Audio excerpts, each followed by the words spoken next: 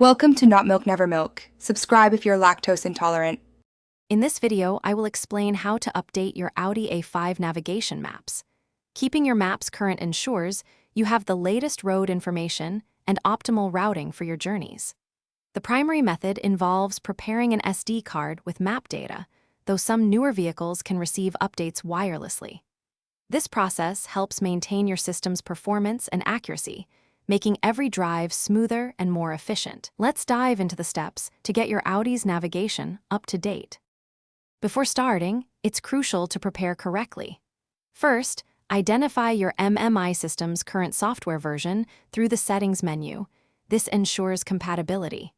Next, visit the official My Audi website to download the appropriate map files for your region. These files can be quite large, often requiring a 32GB SD card. Remember to format your SD card to FAT32 and place the downloaded map files directly onto the card's root directory, not within any folders. Once your SD card is ready, insert it into the first SD card slot in your Audi's MMI system, typically located in the glove compartment. Navigate to the MMI's main menu, then find the Settings and System Update or Update option.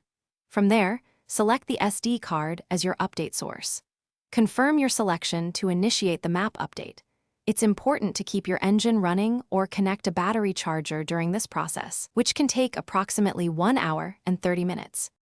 For owners of newer Audi models with an active Audi Connect subscription, map updates may also be available over the air directly through your MMI's online update menu.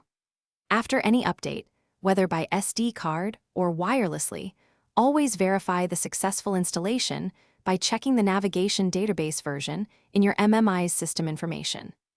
This confirms your Audi now has the most current maps, providing you with precise directions and an improved driving experience. Thanks for watching. If this was helpful, leave a like and consider subscribing. See you next time.